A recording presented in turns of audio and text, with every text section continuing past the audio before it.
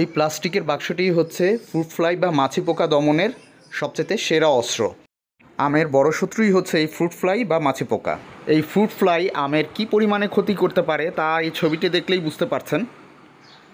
এই fruit fly বা মাছি পোকা আম ছোট থাকা অবস্থাতেই আমের উপর বসে এভাবে ছিদ্র করে এবং যার ফলশ্রুতিতে এর লার্ভা বা ডিমগুলো ভেতরে বড় হতে থাকে ও আমের পচন ধরতে থাকে। শখের ছাদ বাগানগুলোতে যখন আম বড় হতে থাকে উপর থেকে দেখতে সুন্দর মনে হলেও আমগুলো কাটার পর দেখা যায় ভেতরে আম পচে যেয়ে থাকে। এই আম পচার মূল কারণই কিন্তু হচ্ছে এই মাছি পোকা বা ফ্রুট ফ্লাই। আজকে আমার এই ভিডিওটিতে আমি শেয়ার করব আপনাদের সাথে আমি কিভাবে এই ফ্রুট ফ্লাই বা মাছি পোকা দমন করে থাকি, এবং এটি একটি অসাধারণ পদ্ধতি যে পদ্ধতির মাধ্যমে আপনারা খুব সহজেই আপনার ছাদ বাগানে অন্তত আমের ফলন খুব সুন্দর করতে পারেন এবং একটিও মাছি পোকা আপনার আমগুলোকে ফুটো করতে পারবে না, তার আগেই খুব সহজে মাছি পোকাগুলোকে দমন করতে পারবেন।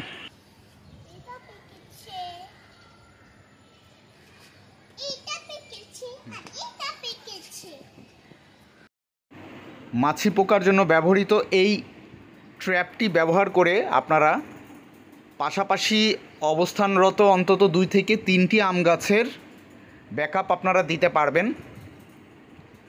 আর এই ট্র্যাপটি ইনস্টলেশন খুবই সহজ। জাস্ট এই লিওর উপরের যে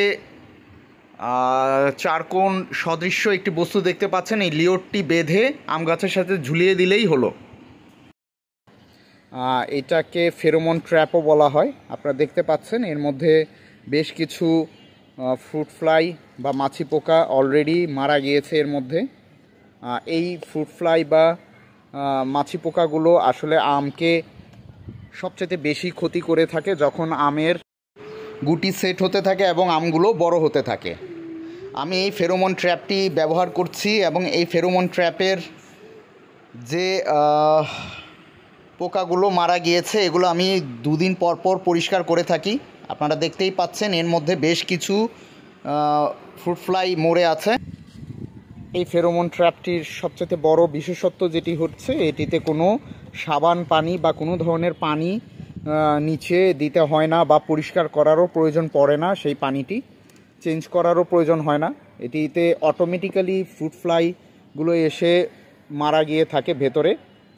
কিছুদিন পর পর আমি এই ফ্রুট ফ্লাইগুলো বা মাছি পোকাগুলোকে পরিষ্কার করে থাকি। আর এটির এই ফেরোমন ট্র্যাপের আরেকটি ভালো জিনিস হচ্ছে এটি আপনি মোটামুটি 2 মাস পর্যন্ত একত্রে ব্যবহার করতে পারবেন। তার মানে দাঁড়াচ্ছে এটি দীর্ঘমেয়াদে আপনার আম যখন ছোট থেকে বড় হতে থাকবে সেই সময়টুকুই একটি ফেরোমন ট্র্যাপ দিয়েই আপনি এই মাছি পোকাগুলোকে মোটামুটি দমন করতে পারছেন। আমার এই আম গাছটিতে যখন থেকে এই আমগুলো গুটি বাঁধা শুরু করেছিল তখন থেকে আমি এই ফেরোমন ট্র্যাপটি বেঁধে দেই। আমার সামনে যে আম গাছটি দেখতে পাচ্ছেন এটি হচ্ছে আম্রপালি গাছ। এটি যদিও এপ্রিল মাসের আজকে শেষের দিকে চলে আসছি আমরা, 26-27 তারিখের দিকে। তো তারপর আপনারা যদি খেয়াল করেন আমার কিন্তু আম্রপালিগুলো অনেকগুলোই ম্যাচিউর হয়ে গিয়েছে। আমি অলরেডি বেশ কয়েকটি কিন্তু হারভেস্ট করেছি এবং অলরেডি খেয়েছিও বাসায় নিয়ে যেয়ে। আর এগুলো এর মধ্যেও কয়েকটি আছে যেগুলো কিছুটা কালার আসতে শুরু করেছে। আপনারা দেখতেই পাচ্ছেন আমার এই আম্রপালি গাছটি কিন্তু আর্লি ভ্যারাইটির। আম্রপালি আম যদিও বছরের মাঝের দিকে পাকে যে, কিন্তু আমার এই গাছটি এপ্রিলের মধ্যে ম্যাচিউর হয়ে গিয়েছে এবং আম পাকা শুরু হয়ে গিয়েছে। আমার এই আম্রপালি গাছটিতে প্রায় 40 থেকে 50টি আমের মতো হবে ধরেছে। চারপাশে দেখতেই পাচ্ছেন এটি মাঝারি সাইজের কিছুটা। আর উপরে যে আমগুলো আছে এগুলো প্রায় রেডি হয়ে আসছে এবং কিছুটা কালারও চলে আসছে। এবং এবছর এই আম গাছের পাশাপাশি এই আম্রপালি গাছের পাশাপাশি আমার কাটিমন যে আম গাছটি আছে সেটির ফলনও আপনাদের একটু দেখাবো। এটি আমার কাটিমন আম গাছ। যাই হোক, অতিরিক্ত গরম পড়ে গিয়েছে, আপনারা দেখতেই পাচ্ছেন। এই গরমের মধ্যেও কাটিমন আম সুন্দরভাবে টিকে আছে।